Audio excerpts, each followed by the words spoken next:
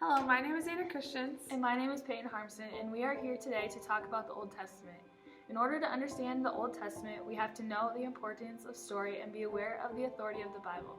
In order to engage in hermeneutics or interpreting biblical text, we must understand the context and structure of the Bible. So in the fall of 2015, there was a study done by neuroscientists that involved 21 college students. These students read a book at night before they went to bed, and in the morning they underwent MRI scans. These scans showed there was heightened connectivity in the area of the brain linked to receptivity for language. There is also activity in the main sensory motor region of the brain. This study shows that stories shape our lives and can define a person. In order to understand the Bible, we should ask ourselves the question, what does God want us to do with the Bible? Well, we believe God wants to tell us about Himself through the Bible. God's story shapes us into the people He first designed us to be. The authority of the Bible is also very important. The Bible isn't just law. There are many stories and many genres. The Bible invites us to become a part of it, and it calls us to actually do something and participate. Through the story authority, we see the structure of the Bible as creation, fall, Israel, Jesus, redemption through the New Testament, and the redemption of us humans. As a church, we now live under the authority of the existing story. The Bible and the story starts out in Genesis 1 through 3. In these chapters, we see God's intimate and active role as creator, regardless of the mechanics He used or the time He took. We know that God created ex nihilo, out of nothing. We have all been created by God. There is a specific point when sin entered the world, so salvation is necessary, and God created for functional origins, not material origins. The time in between the Garden of Eden and the New Jerusalem can be organized into 5 main covenants: the New Covenant with Adam and Eve, the Noahic Covenant, the Abrahamic Covenant, the Mosaic Covenant, and the Davidic Covenant. Going forward, it's important for us to know what a covenant is.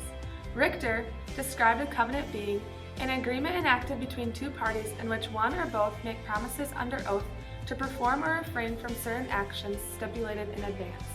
In the ancient Near East, the language of the covenant included a suzerain and a vassal, the suzerain being the greater power and the vassal being the lesser.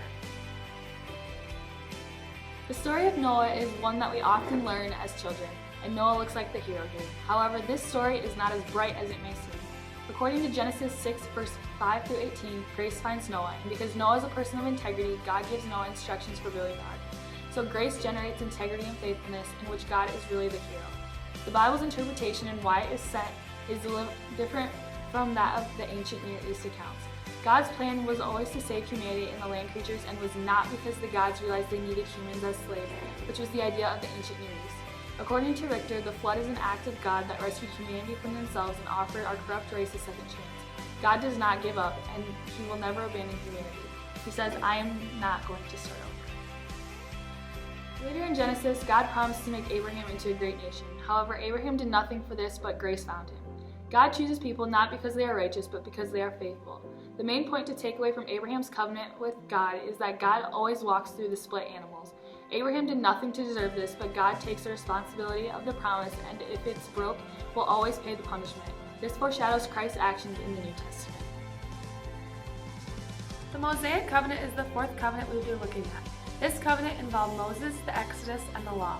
The Israelites are in Egypt because during Joseph's power, the people of Israel became a people group, settled in Egypt, were seen as a threat to Egypt, and became slaves. As Christians today, we don't give much attention to the Exodus, but it's the defining moment for the Jews. God raises up Moses to be the leader of the people during this time. During the Exodus at Mount Sinai, God gives Moses the law. This is one of the most important moments of the Israelites' history. As I said earlier, the law was given to the people through Moses. Richter suggests that God gives the law to sketch a profile of God to a fallen race who has no idea who God was or what He defined as good. For Christians, the law is good, yet there is a new covenant that we follow. However, if the law is good and it plays a part in our redemptive story, what role does it play in our lives today? The Belgic Confession would suggest that ceremonies and symbols of the law ended with Christ, but the truth and substance remain. This is our problem because how can we pick and choose or distinguish which laws to follow? As Christians, we should respond knowing that the law is good, but it's not the same because of Christ. The new covenant that came with Christ is different in that God gives us the ability to keep the law. Joshua was not one of the key figures, but he was chosen to lead Israel into the land. Israel's proper role going into the land was loyalty and obedience. The people of Israel struggled with having no visual king, so they felt forgotten by God and kept turning back to sin. So there is a recurring pattern in Judges in which people sin, cry to the Lord, and he sends a leader. This pattern leads up to the rule and covenant of David. Before David became king, Saul was the anointed one. However, his reign did not end well. God put a king over the Israelites that would be different than the kings around them. This king would need to function as a servant, and the job of the king would need to be mercy and justice. David was this new anointed one and was a man after God's own heart. The Davidic covenant points toward the New Testament, and God makes the promise that Israel will have a king in the line of David. Solomon was the leader after David, and during his reign, the kingdom split into northern Israel and southern Judah. Before, during, and after the time of the divided kingdom, God sends prophets to warn the people of the consequences of their behavior. Jeremiah was a prophet who spoke of doom, Ezekiel spoke of hope, and Isaiah spoke of the return to the promised land. Eventually, the divided kingdoms ended. In 722 BC, after 200 years of ups and downs, the northern kingdom was invaded and wiped out by the Assyrians. In 587 BC, the southern kingdom is destroyed and conquered by the Babylonians. The temple is destroyed and the people are brought into exile. The return from exile begins with the Edict of Cyrus, the Persian ruler, who declares God's grace and says they can return home. This is a time of great rejoicing and joy. The return involves people like Zerubbabel, who was the builder, Ezra, who was the pastor and scribe, and Nehemiah, who was a political figure. Zerubbabel took the people back and started rebuilding the temple. This was the start of the Second Temple period. So, we can assume that everything is good now, right? This is not true because there is an unfulfilled promise. God declared in the covenant with David that there will be a king from his line on the throne forever, but this isn't happening because the people are not free. They are under the rule of the Persians, Greeks, and Romans. The Old Testament ends with this unfulfilled promise and leaves the Israelites with a messianic hope.